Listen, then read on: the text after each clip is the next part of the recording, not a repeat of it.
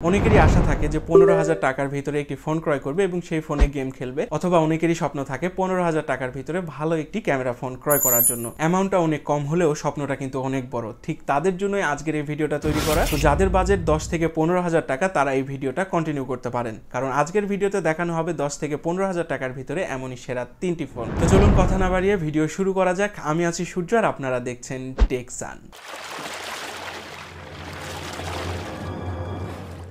তো আমাদের লিস্টে নাম্বার 3তে যে স্মার্টফোনটি রয়েছে তার নাম হচ্ছে স্যামসং ইনোভা 30। তো যাদের বাজেট 10,000 টাকার কাছাকাছি তারা এই ফোনটি নিতে পারেন, কারণ এই ফোনটির অফিসিয়াল প্রাইস 11,699 টাকা। ফোনটির ক্যামেরা সেকশন নিয়ে কথা বলতে গেলে কিছুটা মাথা ঘুরতে পারে, কারণ ফোনটিতে ব্যাক ক্যামেরা হিসেবে ব্যবহার করা হয়েছে 108 মেগাপিক্সেল এবং বাকি দুইটি 2 মেগাপিক্সেল।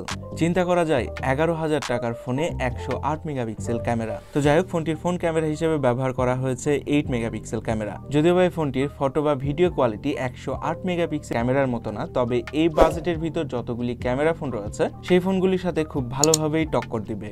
আর ফোনটির মেমোরি ভেরিয়েন্ট হচ্ছে 6GB 128GB। আর ডিসপ্লে হিসেবে ব্যবহার করা হয়েছে 6.56 ইঞ্চির একটি ডিসপ্লে। আর এই ফোনটি কিন্তু 2024 সালেই লঞ্চ করেছে। ফোনটিতে প্রসেসর হিসেবে ব্যবহার করা হয়েছে ইউনিসকেট T660।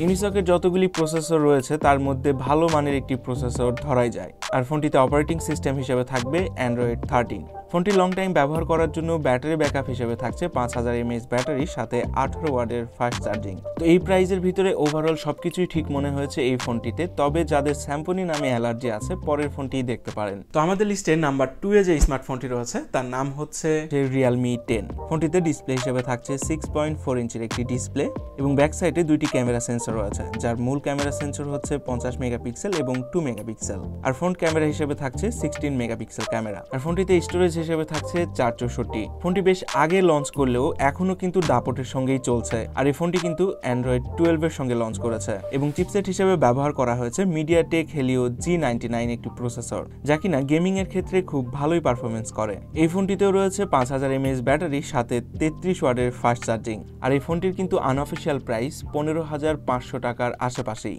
তো আমাদের লিস্টে নাম্বার 1 যে স্মার্টফোনটি রয়েছে তার নাম হচ্ছে Infinix Hot 40i। ফোনটির ডিসপ্লে হিসেবে থাকছে 6.56 ইঞ্চির একটি ডিসপ্লে। ফোনটির ব্যাক ক্যামেরা হচ্ছে 50 মেগাপিক্সেল ক্যামেরা এবং ফ্রন্ট ক্যামেরা হচ্ছে 32 মেগাপিক্সেল ক্যামেরা। অর্থাৎ যারা সেলফি তুলতে ভালোবাসেন তারা এই ফোনটি চয়েস লিস্টে রাখতে পারেন। এই ফোনটিতে স্টোরেজ হিসেবেও থাকছে দুর্দান্ত। ফোনটির কিন্তু একটি ভেরিয়েন্টই রয়েছে 8/128 এবং এই ফোনটির অপারেটিং সিস্টেম অ্যান্ড্রয়েড 13 এর সঙ্গেই লঞ্চ করেছে এবং চিপসেট হিসেবে ব্যবহার করা হয়েছে ইউনিসকেট T606।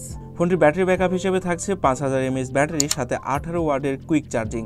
আর এই ফোনটির কিন্তু অফিসিয়াল প্রাইস 13,999 টাকা। তো আপনাদের যদি কোনো মতামত থাকে বা কোনো ফোনের রিভিউ পেতে চান তাহলে অবশ্যই কমেন্ট করতে পারেন। পরবর্তীতে আমরা এই ধরনের ভিডিও নিয়ে আসার চেষ্টা করব।